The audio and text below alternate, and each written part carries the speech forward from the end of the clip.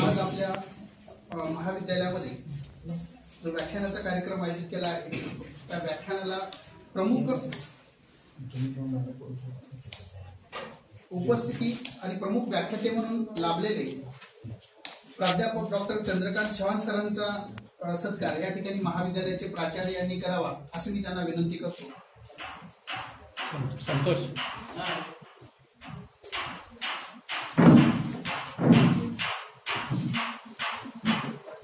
या मॅडम.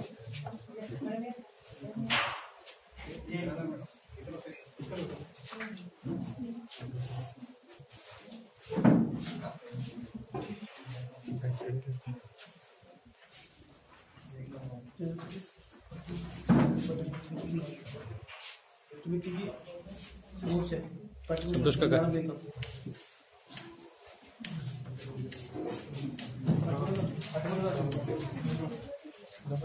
तुम्ही पण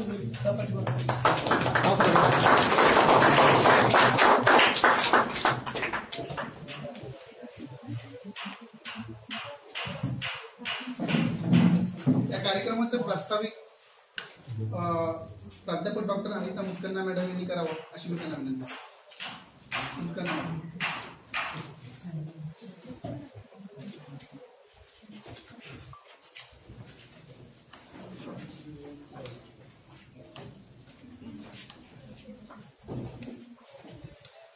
आज आपण शहीद भगतसिंग त्यांच्या जीवन चरित्रावर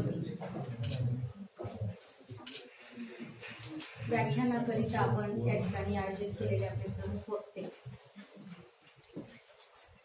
त्याचप्रमाणे आज या कार्यक्रमासाठी अध्यक्ष म्हणून उपस्थित झालेले प्राचार्य, सर्व माजी विद्यार्थी, सर्व प्राध्यापक बंधू भगिनी आणि विद्यार्थी मित्र मैत्रिणी, भारताचा जो काही स्वातंत्र्याचा जो इतिहास आहे तो आपल्याला कुणाला माहीत नाही असं अजिबात नाही. आपण स्वतंत्र भारताचे स्वतंत्र नागरिक आहोत आणि या स्वातंत्र्याचा आपण आनंद घेत असताना याचा इतिहास फार मोठा आहे की आपल्याला मिळालेलं स्वातंत्र्य हे सहजासहजी मिळालं असं अजिबात नाहीये. ब्रिटिश राजवट ज्यांनी भारतावरती आपलं आक्रमण केलं आणि भारतावरती राज्य प्रतिस्थापन केला आणि त्यानंतर जो संघर्ष सुरू झाला, मग गांधी विचाराचं एक घटक आणि जहालमतवादी आणि मवाळमतवादी असे दोन विचार प्रणाली या भारताच्या स्वातंत्र्यासाठी सामोरे आले.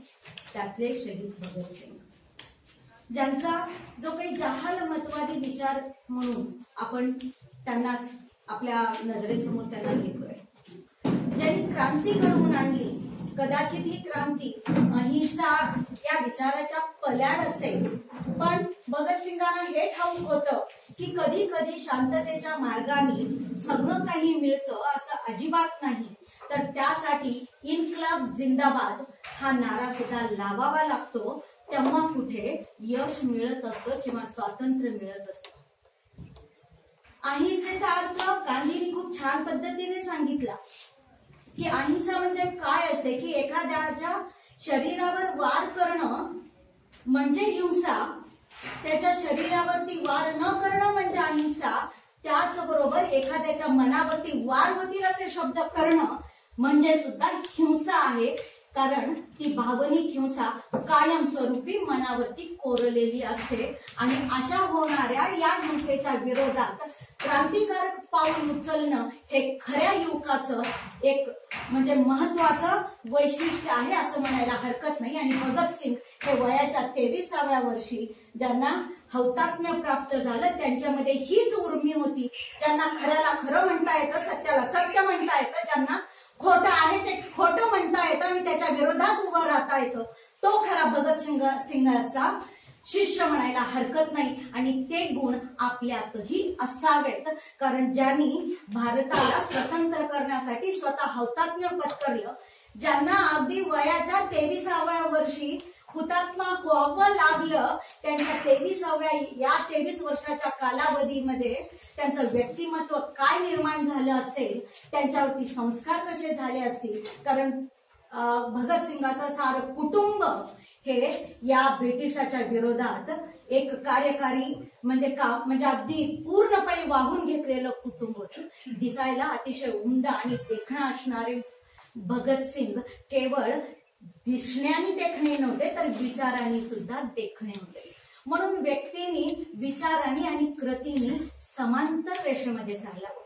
कृती एक आणि विचार एक असं जर का चाललेलं असेल तर नक्कीच कुठेतरी आपण भरकटले जाऊ शकतो. असा एक म्हणून म्हणते की असा एकही जो काही भारताच्या स्वातंत्र्यामध्ये ज्यांनी हौतात्म्य पत्करलं त्यांचा विचार एक होता, उद्देश एक होता, भारत मातेच्या प्रती स्वतःला वाहून नेण्याची तयारी होती, मृत्यूचं भय नसणारं असं व्यक्तिमत्व म्हणजे भगतसिंग. त्यांना मी आज कोटी कोटी नमन करते आणि माझ्या शब्दांना विराम देते. धन्यवाद. ज्यांच्या व्याख्यानासाठी आपण सर्वजण आतुरतेने वाट पाहत आहोत त्याच्या प्रमुख व्याख्यानाचे व्याख्याते प्राध्यापक डॉक्टर चंद्रकांत चव्हाण सरांना मी विनंती करतो की त्यांनी आपलं मनोगत त्या ठिकाणी व्यक्त करावं. प्राध्यापक डॉक्टर चंद्रकांत चव्हाण सर.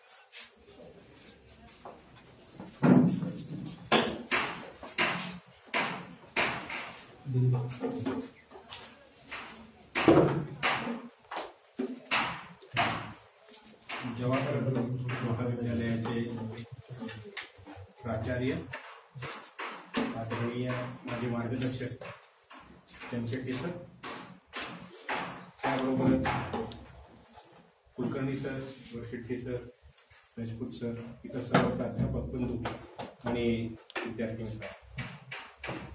खरं तर भारताचा अमृत महोत्सव स्वातंत्र्याचा आपण सगळेजण साजरा करत आहोत आणि भारतीय स्वातंत्र्याचा अमृत महोत्सव साजरा करत असताना या वर्षभरामध्ये सातत्याने विविध प्रकारचे उपक्रम देशभरामध्ये राबविले जात आहेत. महाविद्यालयांच्या मधून आपण राबवित आहोत आणि या सगळ्या उपक्रमांचाच एक भाग म्हणून भगतसिंगांची पुण्यतिथी किंवा स्मृतिदिन नुकताच देशभर साजरा झाला. त्या निमित्ताने या व्याख्यानाचं आयोजन केलं आणि आपण मला इथं बोलवलं त्याबद्दल आपल्या सगळ्यांचे मी मनपूर्वक प्रारंभी जातो. खरं तर भारतीय स्वातंत्र्य चळवळीमध्ये अनेक स्वातंत्र्य सैनिक होऊन गेले आणि त्यांची मोजदाद आपण करायची म्हणजे तर खूप मोठी संख्या आहे. परंतु त्यामध्ये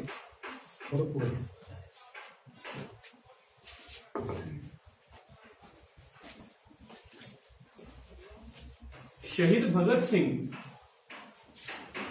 यांचीच आठवण आपण इतर सर्व क्रांतिकारकांपेक्षा अधिक प्रखरतेने करतो.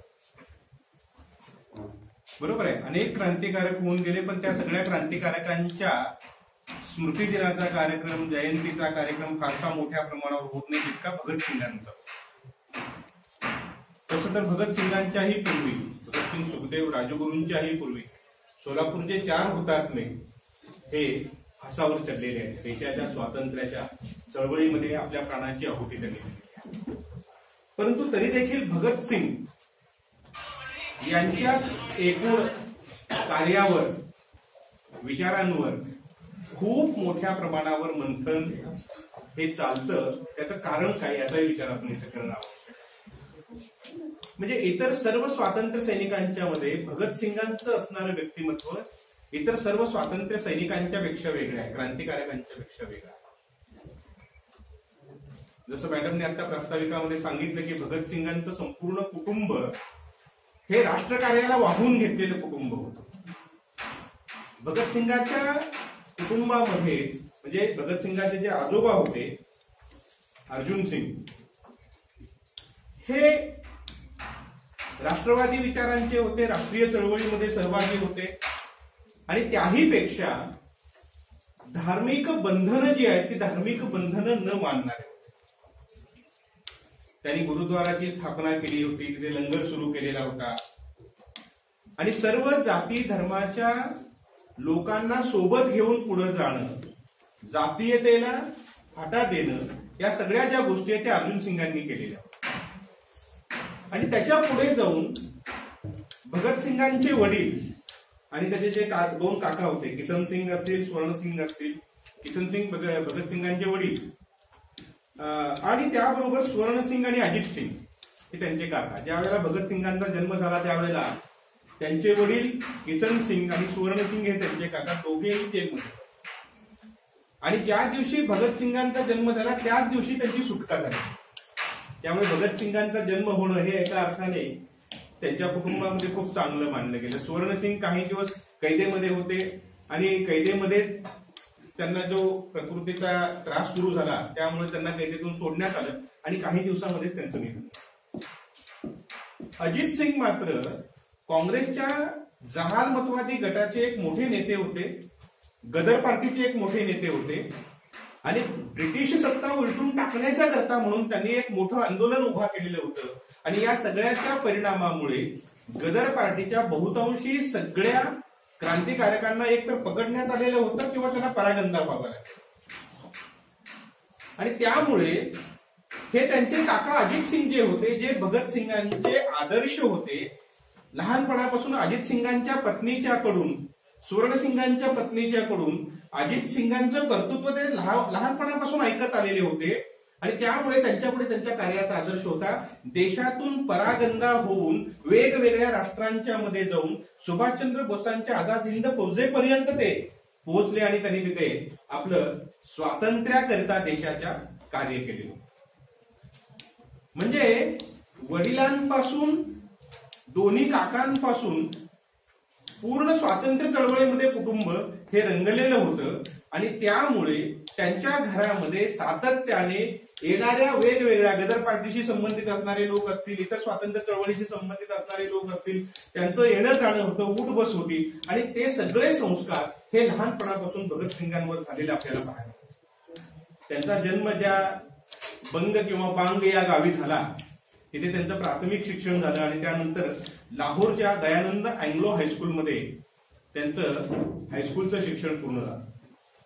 आता पहा, त्या काळामध्ये आर्य समाजाची जी चळवळ खूप मोठ्या प्रमाणावर पंजाब प्रांतामध्ये चाललेली होती. पंजाब हा तुलनेने मुंबई प्रांत आणि बंगाल प्रांतापेक्षा राजकीय दृष्ट्या मागासलेला अशा प्रकारचा प्रांत होता. म्हणजे राजकीय चळवळ गदर पार्टीच्या स्वरूपात सुरू झाली. गदर पार्टीने जेव्हा ब्रिटिशांचं राज्य उलटून टाकल्यानंतर काय व्यवस्था निर्माण करायची इथे या संबंधाने ज्या वेळेला आपलं मत व्यक्त केलं, जाहीरनामा प्रसिद्ध केला, त्यावेळेला त्यांनी सांगितलेलं होतं की इथे आपल्याला लोकशाही शासन प्रस्थापित करा, प्रजासत्ताक राजवट आपल्याला इथे आणायचे आहे. आणि त्याही पेक्षा पुढे जाऊन त्यांनी असं सांगितलेलं होतं की ते शासन निधर्मी असलं पाहिजे, सगळ्यात महत्वाची गोष्ट. आणि म्हणून गदर पार्टीच्या सगळ्या क्रांतिकारकांची नावं जेव्हा आपण पाहतो त्याच्यामध्ये शीख आहे, त्याच्यामध्ये ब्राह्मण ही आहे, त्याच्यामध्ये मुस्लिम ही आहे, त्याच्यामध्ये दलित ही आहे. सर्व जाती धर्मातील लोकांचा समावेश गदर पार्टीमध्ये असलेला आपल्याला दिसतो. आणि हे संस्कार हे भगतसिंगांच्यावर झालेले. आणि या संस्कारातून पुढे जाऊन मग ज्या वेळेला आर्य समाजाच्या सगळ्या, त्यांचे वडील स्वतः आर्य समाजी होते आणि त्यामुळे लहानपणी भगतसिंग स्वतः आर्य समाजामध्ये होम हवनाला अत्यंत महत्वाचं स्थान आहे. गायत्री मंत्र म्हणण्याला अत्यंत महत्वाचं स्थान आहे. कारण आर्य समाज हा वेदांवर विश्वास ठेवणारा अशा प्रकारचा समाज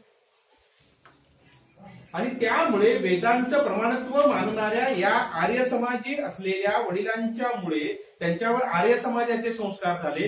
गायत्री मंत्र नियमित भगतसिंग म्हणत असत. परंतु हळूहळू त्यांच्या वयाच्या वाढीबरोबर, त्यांच्या वाचनाच्या वाढीबरोबर त्यांच्या व्यक्तिमत्वाच्या मध्ये प्रचंड मोठा बदल हा झालेला आपल्याला पाहिजे. मग हायस्कूलचं शिक्षण सुरू आहे आणि हे शिक्षण सुरू असताना असहकार आंदोलन सुरू झालं. गांधीजींनी असहकाराची हाक देशाला दिली आणि संपूर्ण देश असहकार आंदोलनामध्ये सामील झाला.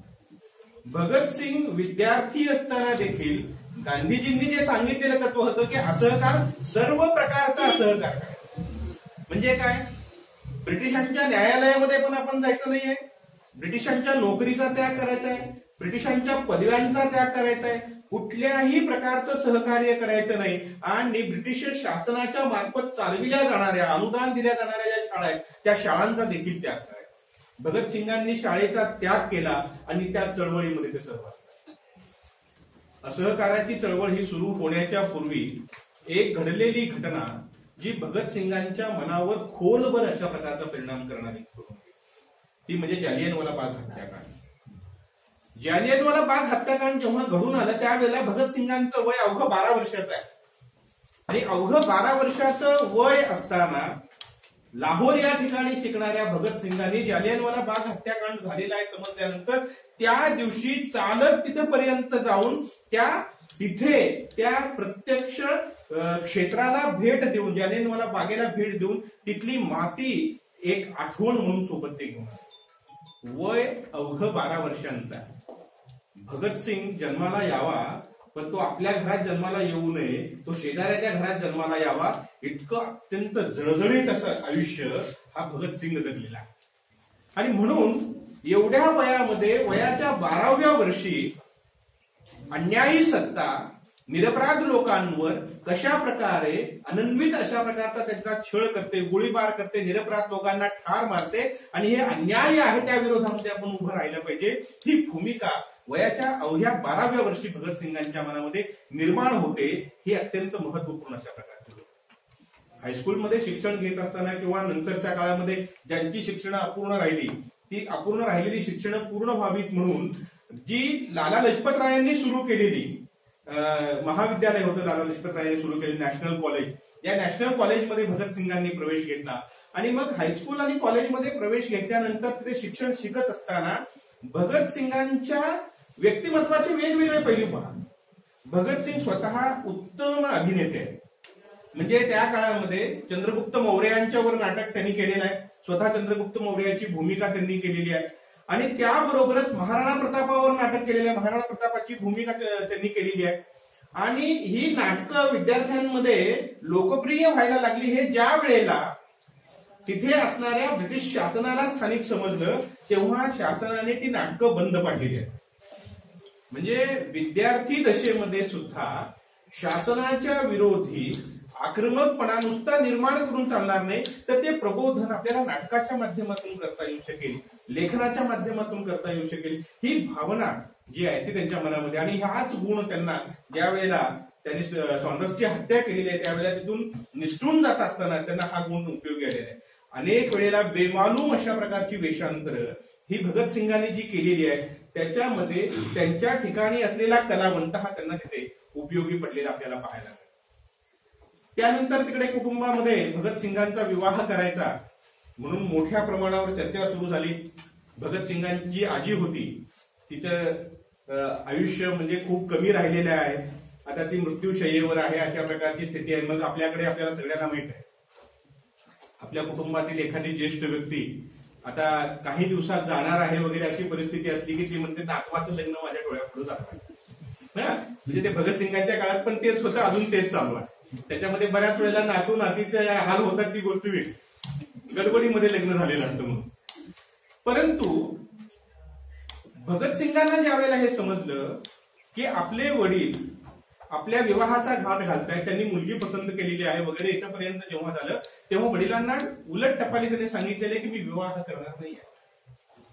आता भगतसिंग चित्रपट आपण अलीकडे पाहिला, त्या चित्रपटामध्ये एक मुलगी जी त्यांच्यावर प्रेम करते, ती अविवाहित राहते वगैरे वगैरे सगळं दाखवलेलं आहे. सब झूट आहे. म्हणजे चित्रपटामध्ये काही दाखवतात, बरोबर आहे. प्रत्यक्षामध्ये भगतसिंगांची तिची भेटच झालेली नाही. आणि भगतसिंगांना जेव्हा विवाह करायचा नाही हे वडिलांना कळलं, तेव्हा वडिलांनी काहीही करून त्यांना राजी करावं म्हणून ते लाहोरला त्यांना घ्यायला आले. त्यावेळेला लाहोर सोडून दिलेले, गाव सोडून ते निघून गेलेले. मला लग्न नाही करायचं. आणि लग्न न करण्याच्या पाठीमागची त्यांची एक विशिष्ट भूमिका आहे. ते पाहतायत की आपल्या एका काकाची तरुण विधवा घरामध्ये आहे. एक काका परागंदा झालेले आहेत स्वातंत्र्य सेनेमध्ये सामील झाल्याबद्दल, स्वातंत्र्य चळवळीत सामील झाल्याबद्दल.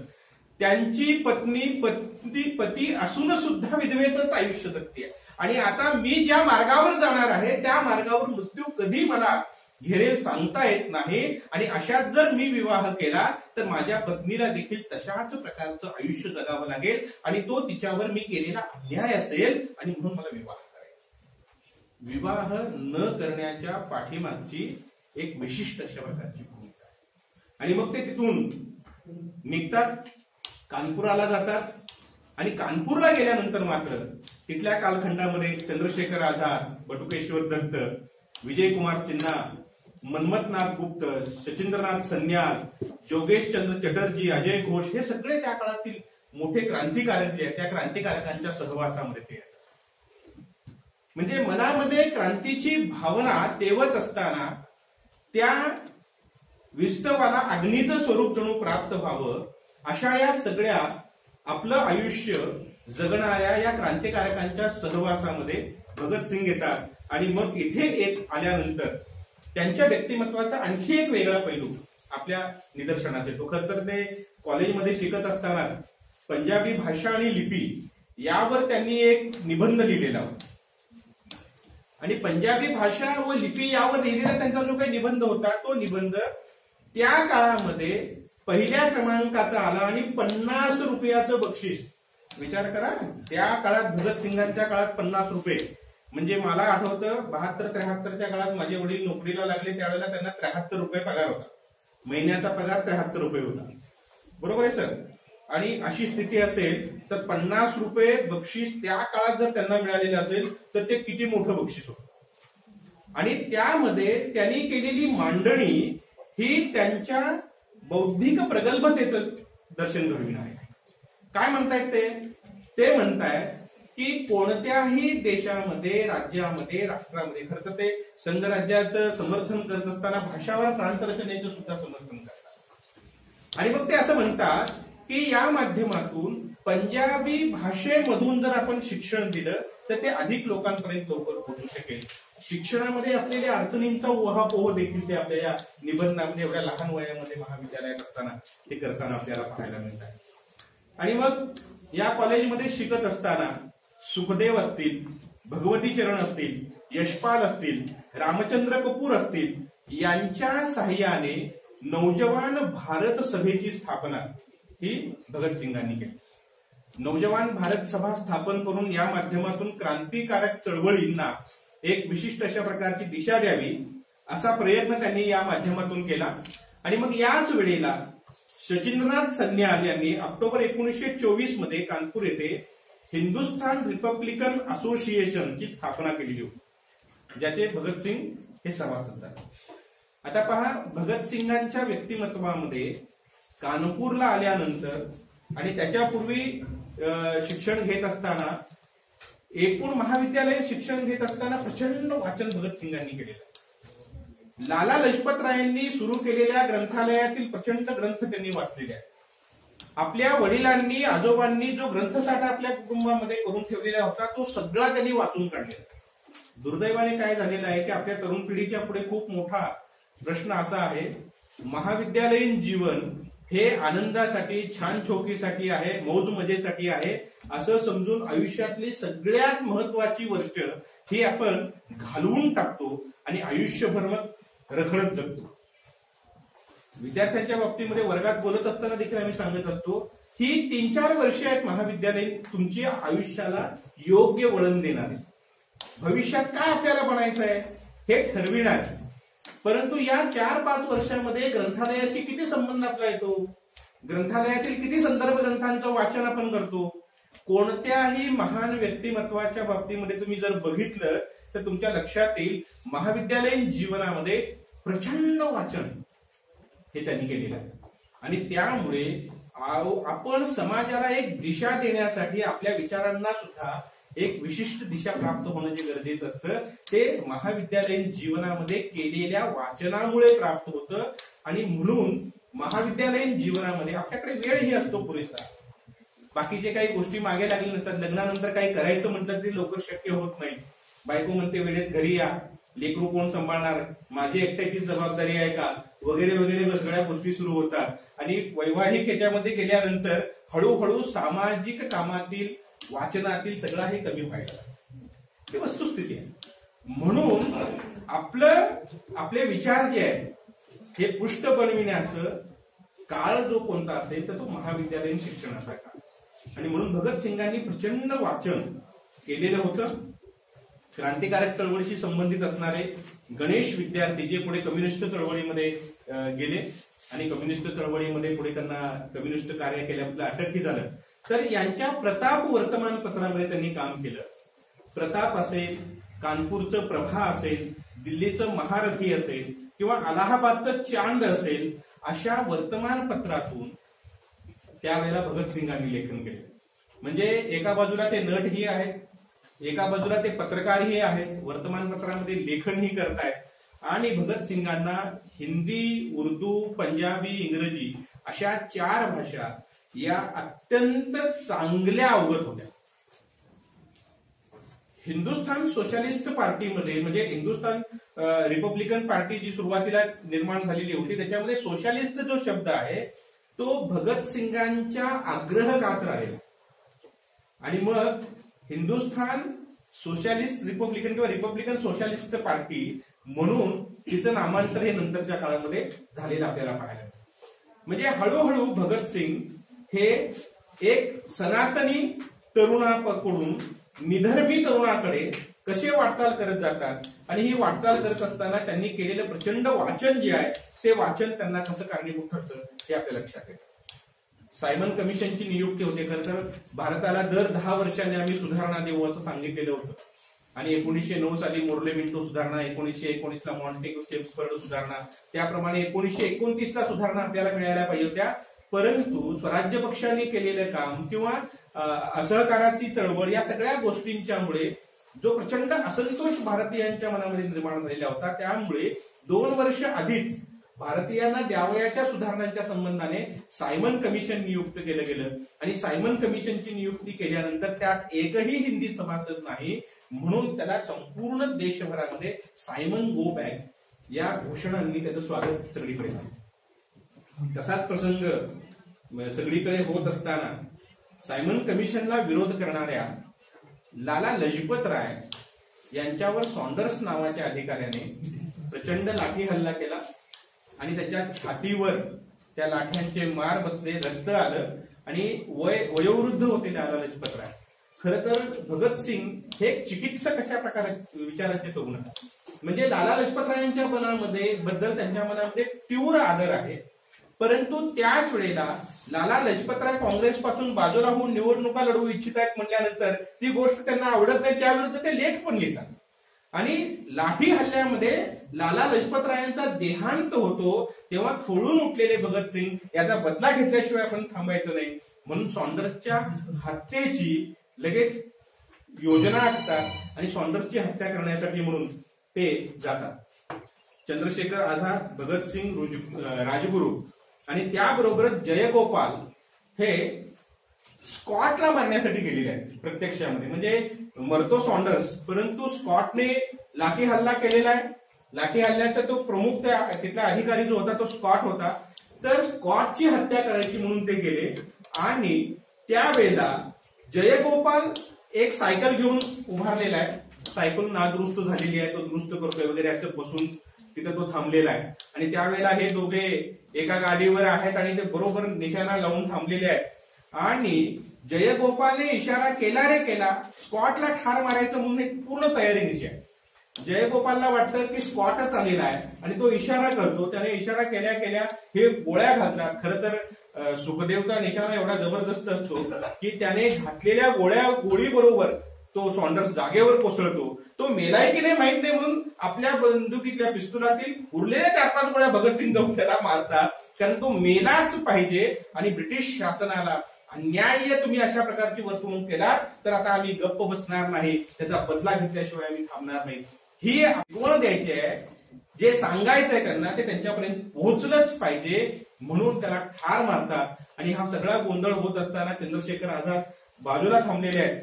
आणि मग हे दोघे पळून जात असताना त्यावेळेला एक हिंदी शिपाई त्यांच्या पाठीमागे लागतो. आणि हिंदी शिपाई पाठीमागे लागल्यानंतर चंद्रशेखर आझाद त्याला सांगतात की पाठलाग करू नकोस तू, कारण आम्हाला हिंदी शिपायाचं रक्त सांडायचं नाही. भगतसिंगांच्या एकूण चळवळीचं मर्म जर आपण लक्षात घेतलं तर भगतसिंग हिंसेचे पुरस्कर्ते आहेत का? ते हिंसेचे पुरस्कर्ते नाही.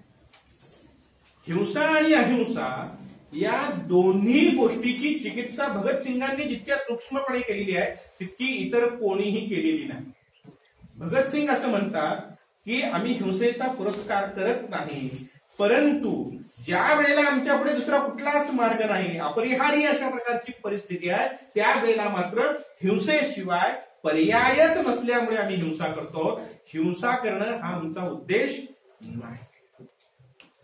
आणि म्हणून चंद्रशेखर आझाद सांगतात की तू पाठलाग करू नकोस, पण तो ऐकत नाही. मग त्या हिंदी शिपायाला चंद्रशेखर गोळी घालतात आणि गोळी घालून त्याला ठार मारतात. त्यानंतर हे सगळे तिथून बाहेर पडतात. एकतर जयगोपाल आपल्या घरी निघून जातो. चंद्रशेखर आझाद काय करतात, साधूचा वेश धारण करतात, साधूच्या जत्त्यामध्ये घुसतात आणि मथुरेच्या दिशेने निघून जातात. आता भगतसिंग आणि सुखदेव हे दोघे अडकलेले आहेत. आता ते कुठे जाणार अशा प्रकारचा प्रश्न होता. त्यावेळेला भगतसिंग एका इंग्रजी अधिकाऱ्याची वेश धारण करताय सुटाफुटामध्ये, आणि सुटाफुटामध्ये तो वेश धारण करून ते निघतात. सुखदेव जो आहे तो त्यांचा घरगडी बनलेला आणि साहित्य ट्रंक डोक्यावर ठेवून तो चालतो आहे. त्यावेळेला दुर्गादेवी या ज्या दुसऱ्या क्रांतिकारक आहेत त्या मात्र त्यांच्यासोबत भगतसिंगांच्या सोबत त्यांच्या पत्नी म्हणून निघतात आणि असा एक वेश धारण करून ते तिथून निघालेले आहेत. आणि तिथून ते बाहेर पडतात आणि मग तिथून ते कलकत्त्याला जातात. कलकत्त्याला गेल्यानंतर तिथे थांबतात आणि मग लाहोरहून कलकत्त्याला गेल्यानंतर तिथून काही क्रांतिकारकांच्या भेटी घेतात. क्रांतिकारकांच्या भेटी घेऊन बॉम्ब तयार करण्याचं जे तंत्र आहे हे तंत्र आपण सर्वांनी शिकलं पाहिजे. आणि त्याबरोबरच जागोजागी काही शहरांच्या मध्ये बॉम्ब तयार करणारे कारखाने आपण तयार करावे म्हणून ते प्रयत्न करतात. पहिला कारखाना आग्रा या ठिकाणी सुरू, म्हणजे बाहेरून बर्फ कारखान्याचं स्वरूप असतं त्याला आणि आत मात्र बॉम्ब तयार केले जातात. आणि अशा पद्धतीने ते या सगळ्या गोष्टी पार पडतात. ब्रिटिश सरकार प्रचंड प्रयत्न करत आहे की हा हल्ला कोणी केला, सॉन्डर्सची हत्या कोणी केली, परंतु त्याचा काहीही पुरावा त्यांच्या हाती लागत नाही. दरम्यानच्या काळामध्ये आणखी काही क्रांती कार्यासाठी आवश्यक वेगवेगळ्या लोकांच्या भेटी घेऊन पुन्हा ते परत येतात. आणि भगतसिंग परत आल्यानंतर देशामध्ये आणखी एक महत्वपूर्ण घटना त्या कालखंडामध्ये घडून येणार. एक तर तो काळ जो आहे तो मंदीचा काळ आहे. जगभरामध्ये मंदी पसरलेली आहे आणि 1929-30 त्या काळामध्ये मंदीची लाट देशभरामध्ये होती आणि त्यामुळे सगळ्या औद्योगिक क्षेत्रामध्ये प्रचंड मोठ्या प्रमाणावर संप सुरू होते. आणि या संपांच्यामुळे औद्योगिक उत्पादन बऱ्यापैकी थांबलेलं होतं आणि त्या काळामध्ये भांडवलदारांमध्ये बहुतांशी लोक हे ब्रिटिश होते. आणि या सगळ्याचा परिणाम सरळ ब्रिटिश भांडवलदारांवर होऊ लागलेला होता. आणि म्हणून कायदे मंडळामध्ये पब्लिक सेफ्टी बिल आणि त्याबरोबर ट्रेड डिस्प्यूट बिल ही 2 बिलं मांडली जाणार. आता या दोन्ही बिलाच्या माध्यमातून भारतीय जनतेवर अन्याय करण्याचा प्रयत्न ब्रिटिश शासन करत आहे, तर त्याला आपण रोखलं पाहिजे ही भूमिका भगतसिंग घेतात. क्रांतिकारकांची बैठक नसते. क्रांतिकारकांच्या बैठकीमध्ये सुरुवातीला भगतसिंग जेव्हा कायदे मंडळामध्ये बॉम्ब फेकायचं सांगतात त्याची तयारी होते, परंतु चंद्रशेखर आझादांचं म्हणणं असं असतं की भगतसिंगांनी तो बॉम्ब टाकू. आणि भगतसिंगाने का बॉम्ब टाकू नये, कारण तो बॉम्ब टाकल्यानंतर तो व्यक्ती जिवंत परत येईल याची शक्यता खूप कमी आहे. आणि भगतसिंगांसारखा मोहरा आपण एवढ्या लवकर गमावता कामा नये. तो क्रांती चळवळीसाठी प्रेरक अशा प्रकारचा आहे आणि म्हणून भगतसिंगांनी बॉम्ब टाकू नये असं चंद्रशेखर आझादांची भूमिका असते. परंतु भगतसिंग अडून राहतात. त्यांचं म्हणणं असं असतं की बॉम्ब टाकायचा, परंतु कुठल्याही प्रकारची जीवितहानी झाली नाही पाहिजे. कोणालाही इजा पोहोचता कामा नये, कोणीही मरता कामा नये आणि बॉम्ब टाकल्यानंतर टाकणाऱ्याने पळून जायचं नाही. का तर स्वतःलाच अटक करून घ्यायची, मग त्याच्यावर कोर्टामध्ये खटला चालेल.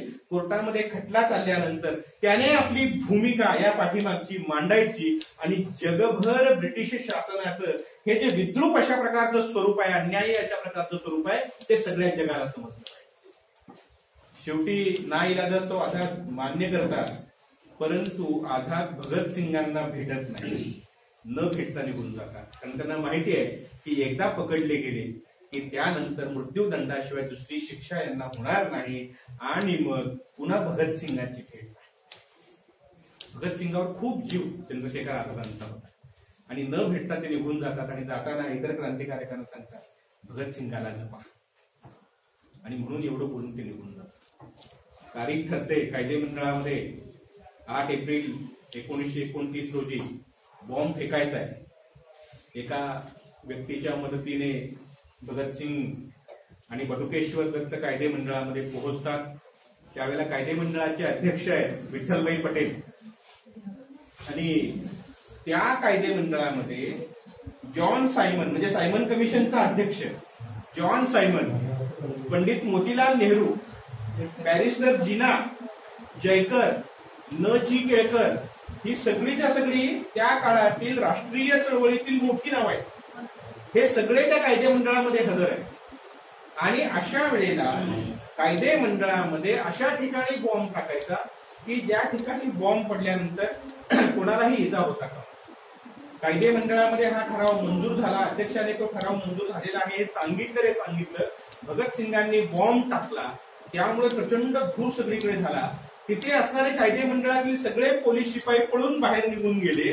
त्यानंतर बटुकेश्वर दत्तने बॉम्ब टाकला आणि त्याच वेळेला पिस्तुलातील 2 गोळ्या भगतसिंगांनी झाडल्या. एवढं सगळं झालं.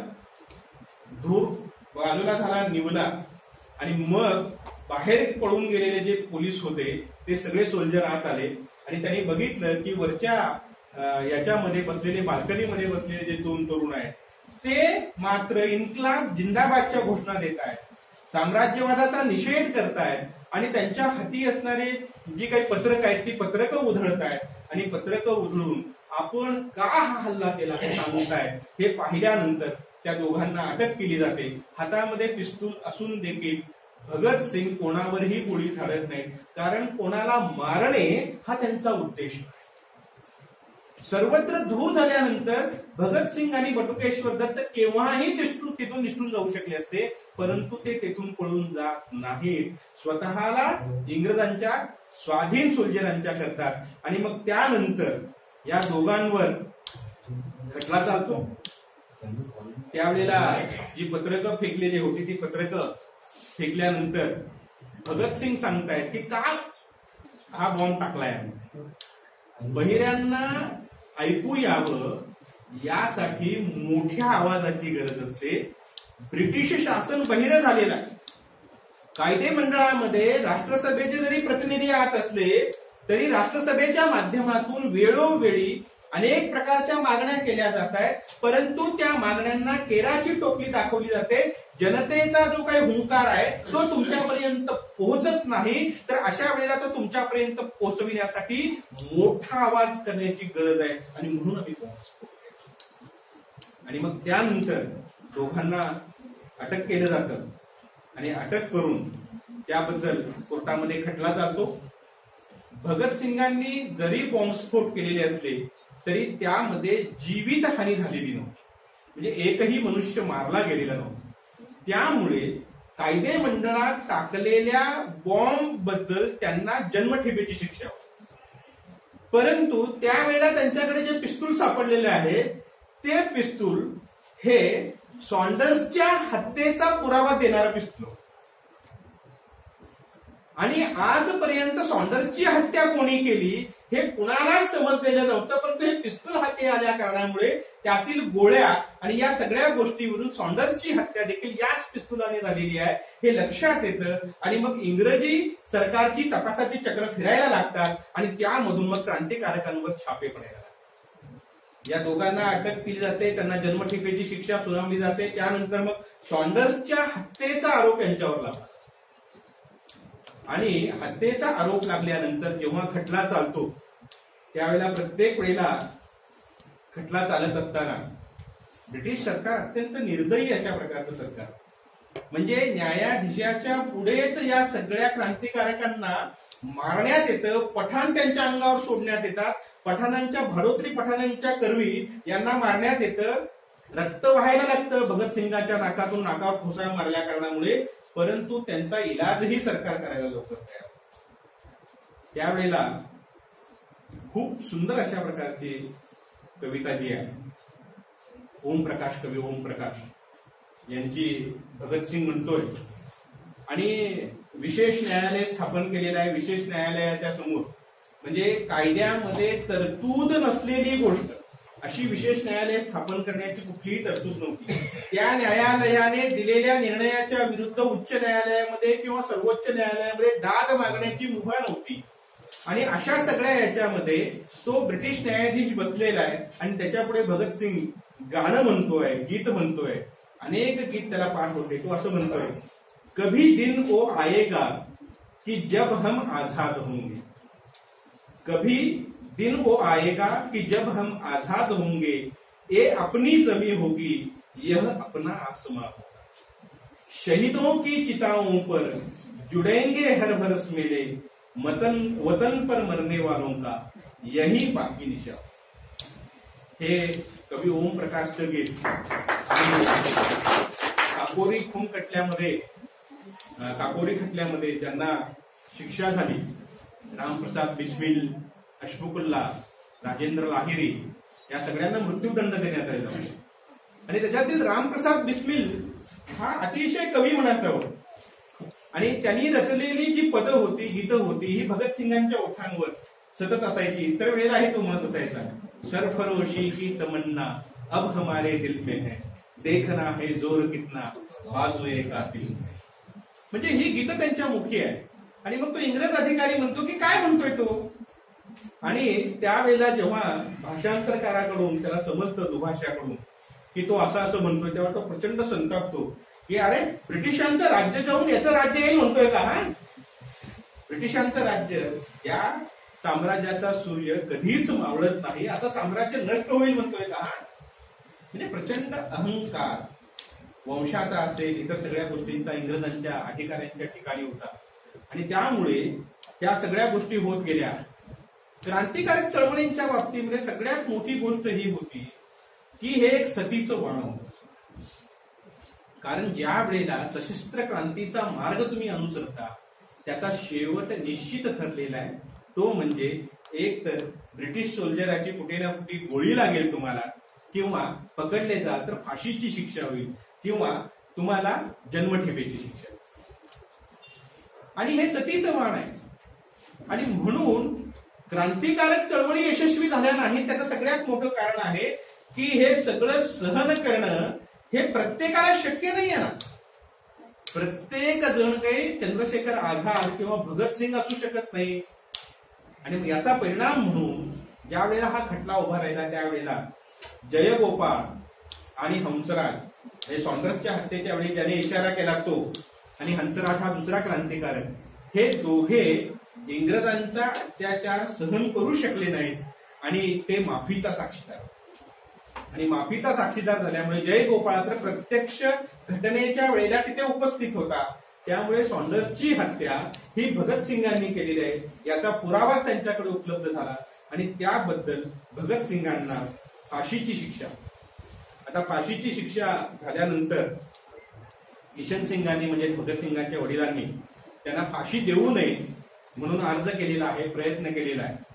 इंग्रजांना पटकन लवकरात लवकर यांना फाशी देऊन मोकळं करायचं होतं, परंतु भगतसिंग हे अतिशय बुद्धिमान होते, अतिशय चाणाक्ष होते. म्हणजे जेलमध्ये गेल्यानंतर देखील ते तिथे गप्प बसलेले नाही. खटला हा लांबत चाललेला आहे आणि तो लवकर फाशीची शिक्षा द्यायची पण देता येत नाही अशी परिस्थिती आहे.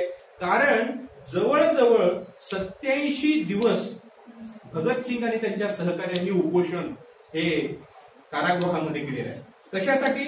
तर त्या कारागृहामधल्या उपोषणाचं कारण असं आहे की कैद्यांना सुद्धा कसं वागवावं याचे नियम आहेत आणि ते नियम पाळले जात नाहीत. राजकीय कैद्यांच्या बाबतीमध्ये वेगळे नियम असतात, ते राजकीय कैद्यांना लागू केले जात नाहीत. म्हणून भगतसिंग आणि त्यांचे सगळे सहकारी हे उपोषणाला बसतात. सचिंद्रनाथ सन्याल हे मात्र 84 दिवसानंतर का 87 दिवसानंतर हा जो काही हे आहे म्हणजे प्रत्यक्षामध्ये काय म्हणतो आपण त्याला सत्याग्रहाचा भाग आहे, तो संपवल्या गेल्यानंतर देखील आता आम्ही सगळे अधिकार तुम्हाला देऊ असं इंग्रजांनी घोषित केल्यानंतर भगतसिंग आणि त्यांचे सहकारी हे सत्याग्रह थांबवतात, पण सचिंद्रनाथ सन्याल मात्र थांबवतात आणि दुर्दैवाने मग त्याच्यामध्ये त्यांचा देहांत झाला. भगतसिंगांना फाशीची शिक्षा दिल्यानंतर बाहेर असलेले जे क्रांतिकारक आहेत ते म्हणतात की भगतसिंगांना आपल्याला सोडवायचं, त्यांना फाशीची शिक्षा जी दिलेली आहे ना त्याबद्दल आपण इंग्रज सरकारला शिक्षा करायची. आणि मग त्याच्यामध्ये चंद्रशेखर आझाद, भगवती चरण आणि यशपाल हे एक योजना आणतात आणि ती योजना अशा पद्धतीची असते की आता ज्या वेळेला लाहोरला भगतसिंगाला घेऊन जाण्यात येईल त्यावेळेला त्याला लाहोरला घेऊन जात असताना बॉम्बस्फोट आपण करायचा आणि भगतसिंगांना आपण सोडवायचं. परंतु प्रत्यक्षामध्ये ही जी गोष्ट आहे ती अस्तित्वात येत नाही, कारण ज्या वेळेला जंगलामध्ये भगवती चरण बॉम्ब बनवत होते त्यावेळेला त्या बॉम्बचा स्फोट होतो आणि त्याच्यामध्ये भगवती चरण जखमी होतात. जंगलामध्ये मदत मिळत नाही, वैद्यकीय सोयी मिळत नाही, सुविधा मिळत नाही आणि त्यामुळे भगवती चरणांचं निधन. पहा, ज्या वेळेला भगतसिंग लाहोरहून कलकत्त्याला निघालेले आहेत त्यावेळेला त्याची खोटी पत्नी म्हणून आलेली स्त्री ही भगवती चरणांची पत्नी आहे. म्हणजे दोघेही पती पत्नी हे क्रांती चळवळीमध्ये सामील आहेत आणि भगवती चरण भगतसिंगांना वाचविण्यासाठी म्हणून तयार करायचा बॉम्ब बनवत असताना त्याचा स्फोट होऊन ते ठार होतात. मग आता चंद्रशेखर आझाद मात्र एकटे राहतात आणि त्यांनाही मग अहमदाबादला आलेले असताना पोलीस घेराव घालतात. तिथेही पुन्हा फूट आहे, तिथेही पुन्हा कोणीतरी बातमी देत आहे आणि त्या सगळ्या गोष्टीमुळे चंद्रशेखर आझादांना ज्या वेळेला घेराव घातला जातो एका बागेमध्ये ते असतात, मग ते पोलिसांच्या विरुद्ध एकटे लढतात, अतिशय प्राणपणाने लढतात. 40 काडतुसं त्यांच्याकडे असतात त्यावेळेला आणि सगळी काडतुसं संपल्यानंतर शेवटचं एक काडतूस राहिलेले आहे. अशा स्थितीमध्ये भगतसिंग जखमी झालेले आहेत, त्यांनी अनेकांना जखमी केलेलं आहे. परंतु आता यानंतर ही गोळी संपली की आपण काहीही करू शकणार नाही आणि इंग्रजांच्या ताब्यामध्ये जाऊ आणि तसलं मरण आपल्याला मरायचं नाही म्हणून अखेरची गोळी स्वतःच्या डोक्यामध्ये घालून घेऊन ते आपलं आयुष्य संपवतात. क्रांतिकारक चळवळीमध्ये सामील होणं हे काही सामान्य अशा प्रकारची गोष्ट. का क्रांतिकारक चळवळी यशस्वी झाल्या नाही? म्हणजे आज अनेक जण जरी असं म्हणत असले की 2 प्रवाह आहेत, एक टिळक गांधींचा प्रवाह आहे, दुसरा क्रांतिकारकांचा प्रवाह आहे. परंतु क्रांतिकारकांच्या प्रवाहाने स्वातंत्र्य मिळण्या इतकं जे योगदान देणं आवश्यक होतं त्याकरता जनतेचा पाठिंबा ही सगळ्यात मोठी गोष्ट होती. जनतेचा पाठिंबा मिळविणं हे त्यांना शक्य झालं नाही, कारण सगळ्या कारवाया गुप्त पद्धतीने चालत असत. त्यामुळे जनतेचा पाठिंबा मिळू शकला नाही आणि हे करत असताना प्रत्यक्षामध्ये कधी मृत्यूला सामोरं जावं लागेल हे माहीत नाही. यामुळे या झोकून देणाऱ्या तरुणांची संख्या तुलनेने अत्यंत कमी होती आणि एखाद्या योजनेमध्ये सामील असलेला एखादा जरी फुटीर निघाला तर ती योजना इंग्रजांना आधीच कळून प्रत्यक्षामध्ये सगळेच क्रांतिकारक पकडले जाण्याची शक्यता ही त्याच्यामध्ये आली. या दोघांच्याही मृत्यूचं दुःख भगतसिंगांना खूप झालं. भगतसिंगांनी तुरुंगामध्ये असताना देखील प्रचंड अशा प्रकारचं वाचन केलं. प्रामुख्याने मार्क्सवादाच्या संबंधाने, लेनिनच्या संबंधाने, ट्रॉटस्कीचं जे लेखन होतं ते त्यांनी वाचलं आणि या सगळ्या काळामध्ये मग तिथे असताना त्यांनी वेगवेगळ्या प्रकारचे जे लेखन केलेलं आहे त्याच्यामध्ये मी नास्तिक का आहे हा त्यांचा एक लेख आहे, खूप प्रसिद्ध अशा प्रकारचा. भगतसिंगांच्या बाबतीमध्ये सर मी नुकतेच एका या पुण्यतिथीच्या निमित्ताने अनेक व्हिडिओ झाले, त्याच्यामध्ये महात्मा गांधी भगतसिंगांना सोडवत नाही आहेत असा एक व्हिडिओ सगळीकडे सातत्याने फिरवला जात होता. आणि भगतसिंगांना जवळ करण्याचं कारण गांधींना दूर लोटणं एवढंच आहे, गांधींच्या संबंधी लोकांच्या मनामध्ये द्वेष भावना निर्माण करणं एवढंच आहे. परंतु हे करताना भगतसिंगांना जवळ करणं परवडणार आहे का हे त्यांना म्हणजे माहितीच नाही, भगतसिंगच माहिती. सगळ्यात आधी भगतसिंगांचं काम काय आहे, धर्मनिरपेक्ष राज्य हे भगतसिंगांचं सगळ्यात मोठं उद्दिष्ट आहे. ते म्हणतात की आता सध्याच्या काळामध्ये सुद्धा धार्मिक भावना पसरवून मोठ्या प्रमाणावर जातीय दंगली निर्माण केल्या जात आहेत आणि हा धर्मवाद जो आहे तो देशाला मारक आहे. आपण सर्वप्रथम धर्म बाजूला ठेवला पाहिजे. धर्म ही वैयक्तिक बाब आहे आणि त्यामुळे मी नास्तिक का आहे हे सांगतात. ते म्हणतात की विज्ञान आणि विवेक याचं पालन जर तुम्ही केलं तर ईश्वर आहे, धर्म आहे, या गोष्टी झूट आहे हे तुमच्या लक्षात. निसर्गवाद एकदा तुम्ही स्वीकारला की तुम्हाला मानवाच्या उत्पत्तीचं कारण काय आहे हे लक्षात येईल. चार्लस डार्विनने मांडलेला जो उत्क्रांतीवादाचा सिद्धांत आहे तो सिद्धांत भगतसिंग सांगतात आणि तो सिद्धांत सांगून ते पुढे असं म्हणतात की या सगळ्याच्या माध्यमातून आपण लक्षात घेतलं पाहिजे की सृष्टीची निर्मिती ही अशी होत आलेली आहे. देवाने 7 दिवस खपून हे सर्व बनवलेलं आहे असं जे ख्रिस्ती धर्मामध्ये सांगितलेलं आहे त्या विरुद्ध देखील ते मोठ्या प्रमाणावर टीका करतात. हिंदू धर्मामध्ये मांडलेल्या गोष्टींचीही ते टीका करतात. इतकंच नाही तर आर्य समाजाने जे सांगितलेलं आहे त्याचीही चिकित्सा ते मोठ्या प्रमाणावर करतात. आणि ही चिकित्सा करत असताना अस्पृश्यतेला विरोध, ते म्हणतात अस्पृश्यता हा या समाजाला लागलेला कलंक आहे आणि तो दूर व्हायचा असेल तर अस्पृश्यांनी संघटित झालं पाहिजे. त्यांच्यावर अनेक वर्ष अत्याचार होत आलेला आहे. या कारणामुळे त्यांना विकासाची अधिक संधी आपण देणं अत्यंत आवश्यक आहे. आणि या समाजामध्ये कर्मसिद्धांत मांडून या कर्मसिद्धांताच्या माध्यमातून खूप मोठ्या प्रमाणावर अनेक समाजातील वेगवेगळ्या जाती जमातींवर अन्याय अत्याचार करण्यात आला. ईश्वर असेल, त्याने जर ही सृष्टी निर्माण केलेली असेल तर या समाजामध्ये अनेक लोक दारिद्र्यामध्ये का खितपत पडलेले आहेत. अनेकांना अंगावर घालायला वस्त्र का मिळत नाही, अनेकांच्या डोक्यावर छत का नाही, अनेकांना खायला अन्न का मिळत नाही. आणि हे सगळं त्या ईश्वराने केलेलं आहे असं तुम्हाला म्हणायचं आहे का. आणि जर त्याने केलेलं असेल तर तसा ईश्वर मला नको. असा सिद्धांत, जर ईश्वर सर्वव्यापी आहे, तो दयाळू आहे, तर तो एकावर दया करतो आणि दुसऱ्यावर करत नाही, हे खरं आहे का. खूप मोठी चिकित्सा भगतसिंगांनी धर्माच्या बाबतीमध्ये केलेली आहे. आता त्या भाग हा होता की साम्यवादी विचारांचा प्रचंड मोठा पगडा भगतसिंगांच्या मनावर त्या काळामध्ये त्यांच्या वाचनाच्या मधून पडलेला होता. आणि मार्क्सने जे सांगितलं की धर्म ही अफूची गोळी आहे आणि ती गोळी घेतलेला मनुष्य हा हवेमध्ये तरंगत राहतो, वस्तुस्थितीला धरून राहत नाही.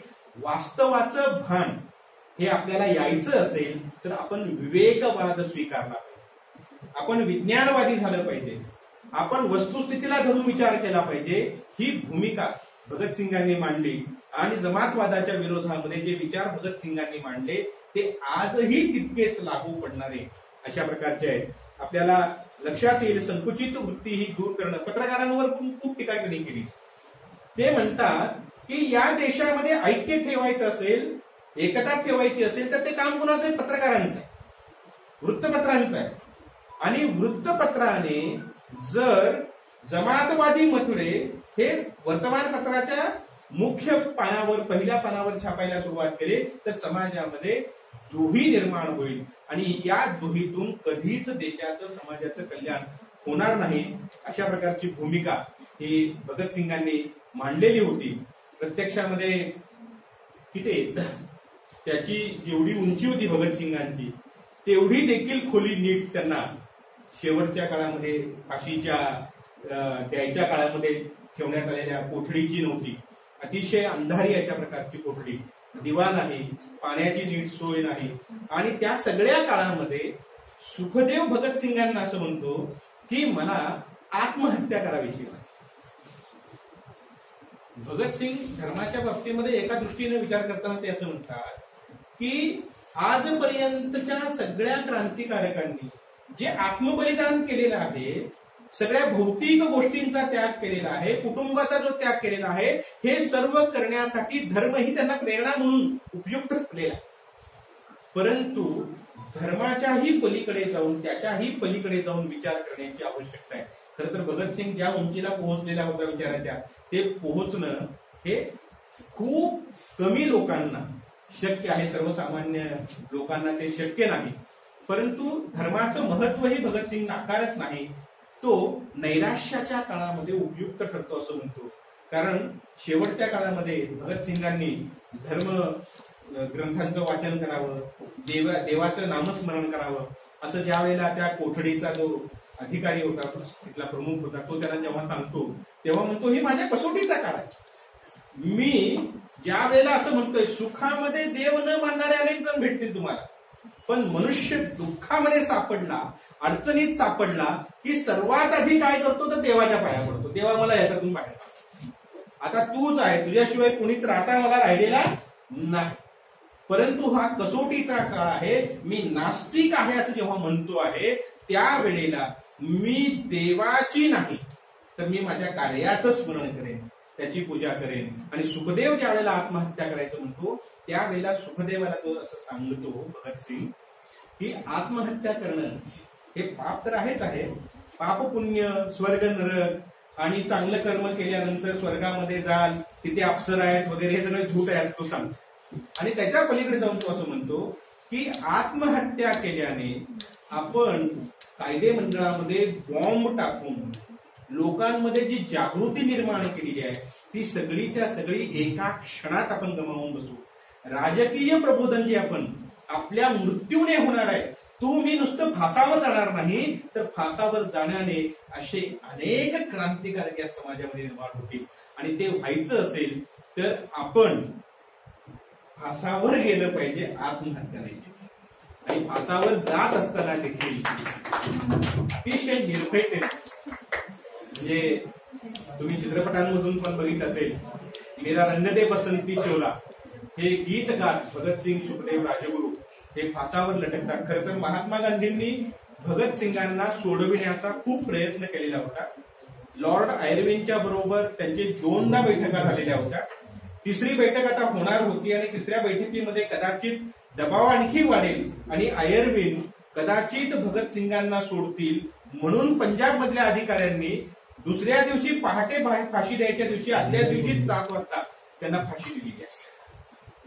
परंतु भगतसिंगांच्या बाबतीमध्ये गांधीजींनी काहीच प्रयत्न केले नाही असं जे सांगितलं जातं त्याच्यामध्ये वस्तुस्थिती नाही, सत्याचा अंश नाही आहे. आणि म्हणून त्यांनी केलेले प्रयत्न मात्र प्रत्यक्षामध्ये यशस्वी झाले नाहीत.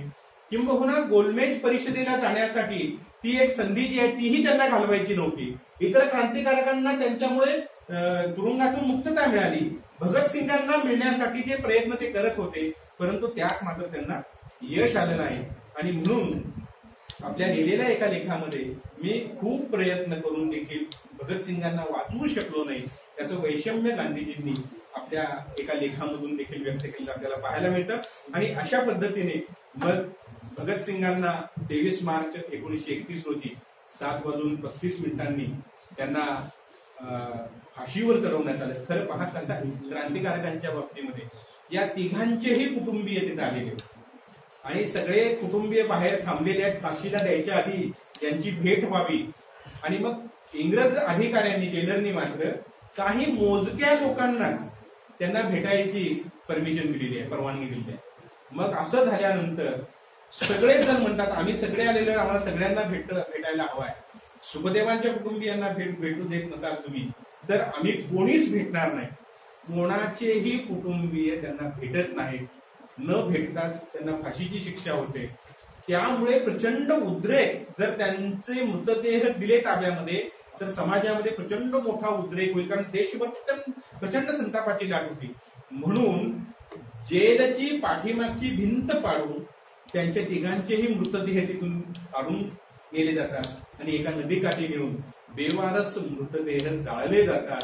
त्या गावातील लोकांना जेव्हा समजतं की काही मृतदेह 3 मृतदेह तिथे जळत आहेत, ते येऊन की राग गोळा करतात वगैरे सगळं होतं. परंतु प्रचंड असीम अशा प्रकारचा त्याग या तिघांनी केला म्हणून आपण त्यांचं स्मरण करतो. परंतु त्याबरोबर भगतसिंगांचं स्मरण करण्याचं म्हणजे या देशाला स्वातंत्र्य मिळाल्यानंतर काय हा प्रश्न त्यांनी उपस्थित केला. त्याचं उत्तर शोधण्याचा प्रयत्न केला. ते असं म्हणतात की या देशातील अनेक क्रांतिकारकांच्या पुढे मी हा प्रश्न उपस्थित केला की देशाला स्वातंत्र्य मिळालं, समजा आपण हे सरकार उलथून टाकलं आणि उलथून टाकल्यानंतर मग काय, तर याचं उत्तर मला कोणाकडे मिळालं नाही. भगतसिंगांनी ते शोधण्याचा प्रयत्न केला. म्हणून ते सर्वंकष क्रांती आणू इच्छिणारे अशा प्रकारचे क्रांतिकारक ठरतात. तरुणांच्यासाठी आणि सर्वकालिक सर्वांच्यासाठी ते प्रेरणास्थान ठरतात. आज आपण मला इथं भगतसिंगांच्यावर बोलण्याकरिता बोलावलं आणि भगतसिंगांचे विचार, त्यांचं जीवन चरित्र मांडण्याची संधी प्राप्त करून दिली. त्याबद्दल मी सरांचे, त्यांच्या सर्व सहकाऱ्यांचे मनापासून आभार मानतो.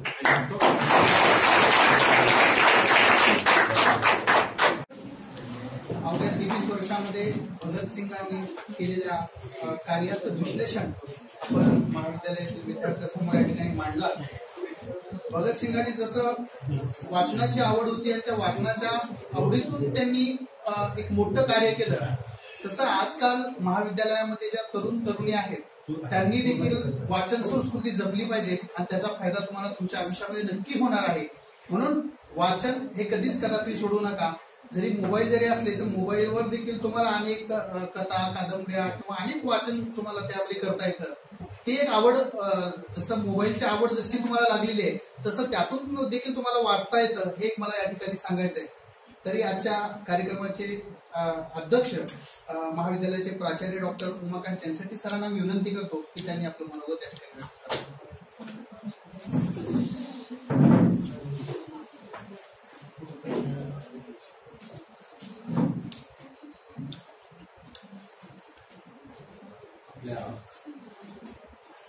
जवाहर महाविद्यालयातील राष्ट्रीय सेवा योजना, समाजशास्त्र विभाग आणि त्याचबरोबर जवाहर महाविद्यालय माजी विद्यार्थी संघटना यांच्या वतीनं शहीद भगतसिंग यांच्या जीवनावरती या स्वातंत्र्याच्या अमृत महोत्सवी वर्षाच्या निमित्तानं अशा क्रांतिकारकांचं स्मरण आजच्या तरुणांनी आणि तरुणाईनं करावं या हेतूनं आयोजित केलेल्या या व्याख्यानाचे वक्ते आमचे मित्र आणि त्याशिवाय एक इतिहासामध्ये न्यू ट्रेंड ज्याला आपण म्हणतो की एक नवप्रवाह जो आलेला आहे की इतिहास लेखन आणि त्याचं सादरीकरण सातत्यानं करीत असलेले प्राध्यापक डॉक्टर चंद्रकांत चव्हाण सर, सोलापूरच्या वालचंद महाविद्यालयामध्ये इतिहास विभागाचे विभाग प्रमुख म्हणून ते कार्यरत आहेत आणि एक व्यासंग त्यांना जो लढलेला आहे की अपरिचित असे जे काही व्यक्तिमत्व आहेत की ज्याने आपल्या कार्याने या समाजामध्ये एक आपल्या कर्तृत्वाचा ठसा उमटवलेला आहे, परंतु त्यांच्याबद्दलची माहिती नाहीये. तर अशा व्यक्तिमत्वांना प्रकाशित करण्याचं काम ते सध्या करतायत त्यांच्या युट्यूब चॅनलच्या माध्यमातून. तर तेव्हा असे वक्ते आज आपल्याला लाभलेले आहेत.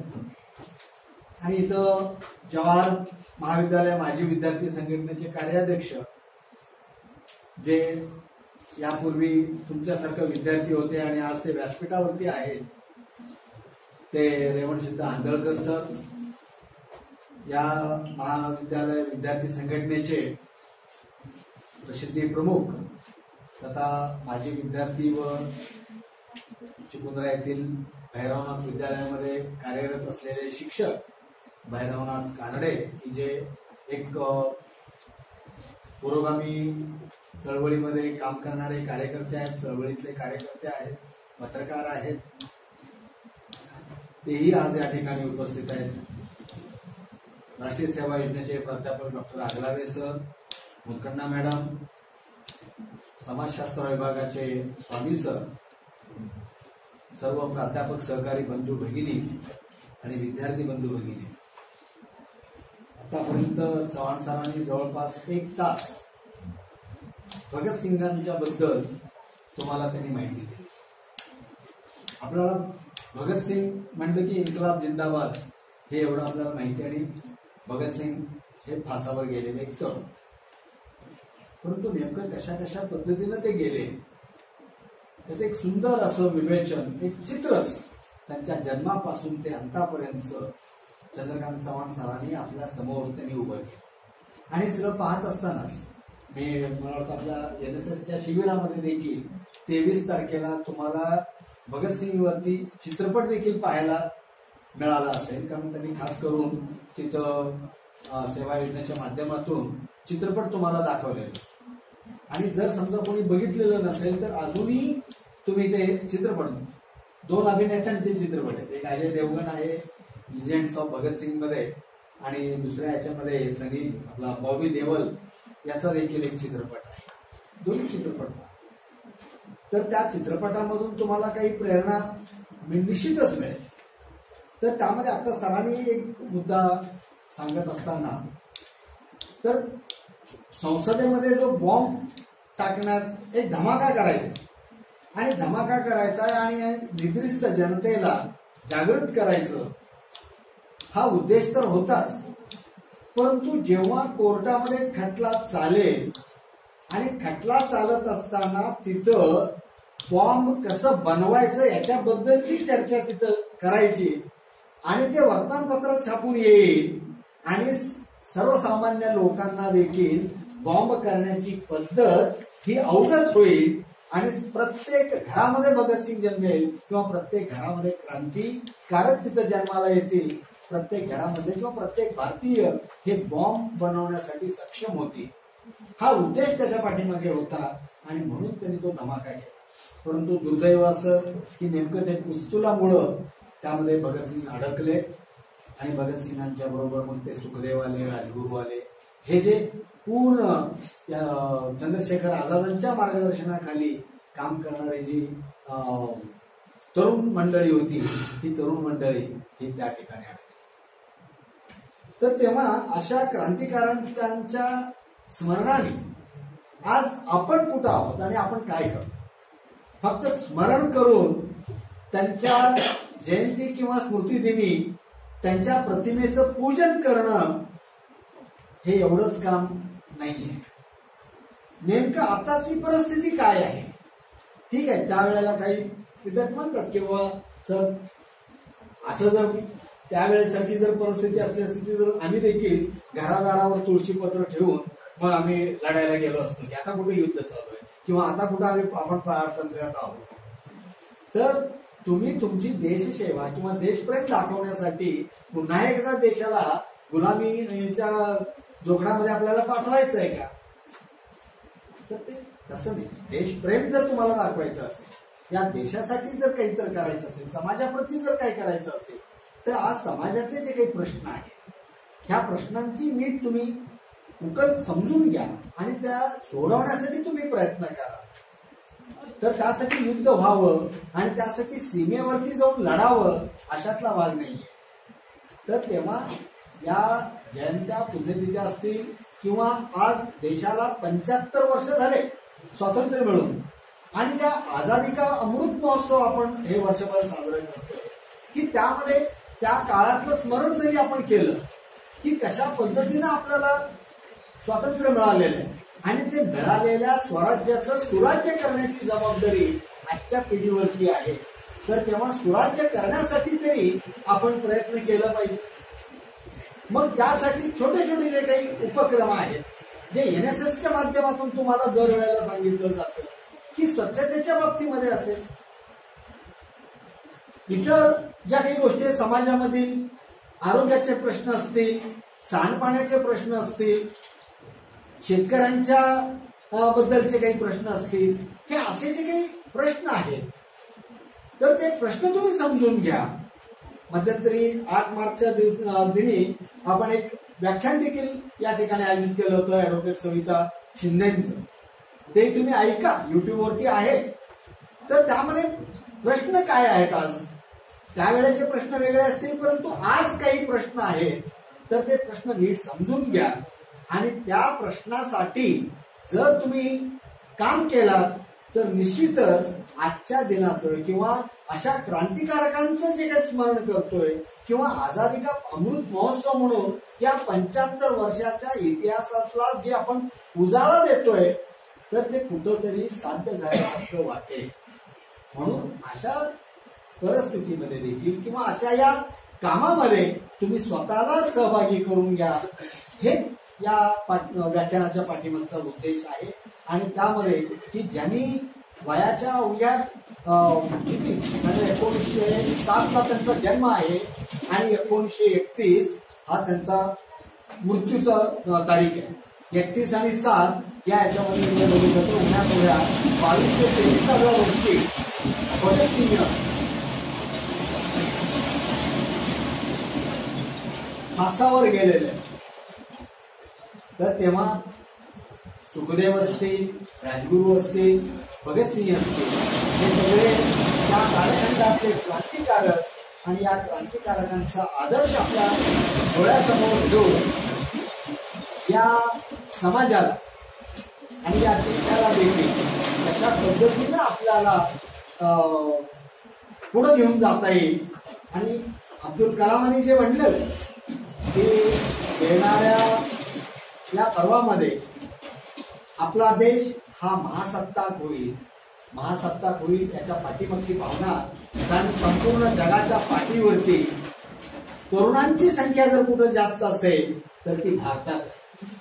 आणि म्हणून या तरुणाईच्या जीवावरती आपला देश हा महासत्ताक होईल असं एक भाकीत अब्दुल कलामांनी केलेलं आहे. तर ते साध्य जर करायचं असेल तर तरुणांनी अशा क्रांतिकारकांच्या जीवनातून प्रेरणा घेऊन आपण या समाज विकासाच्या प्रक्रियेमध्ये सहभागी व्हावं आणि तरच आपण या क्रांतिकारकांना स्मरण केल्याचं एक समाधान तुम्हा आम्हाला मिळेल. तर तेव्हा आज या निमित्तानं का होईना आपण या क्रांतिकारकांच्या जीवनावरती प्रकाश टाकून काही अंशी आपण आपल्या वर्तनामध्ये कसं परिवर्तन करता येईल याचा विचार करण्याची एक भावना आपल्यामध्ये निर्माण झालेली असेल. तर ती भावना तशीच ठेवून आजच्या या माजी विद्यार्थी संघटना, राष्ट्रीय सेवा समाजशास्त्र यांच्या वतीने आयोजित केलेल्या या व्याख्यानमालेच्या समारोप या ठिकाणी करतो. आणि पुनश्च एकदा सर्वांना ही जी ज्योत आहे ही पेटलेली ज्योत विसू देऊ नका, कारण एक पेटलेली पणती हजारो पणती पेटवते. तसा तुम्ही एक चेतवलेला एक युवक हा हजारो युवकांच्या मनामध्ये क्रांतीचं बीज रोपण करू शकतो. एवढीच भावना या ठिकाणी व्यक्त करून मी माहितीला सांगतो. धन्यवाद सर. या कार्यक्रमाचे आभार प्रदर्शन माजी विद्यार्थी संघटनेचे भैरवनाथ कानाडे सरांनी करावं असं मी त्यांना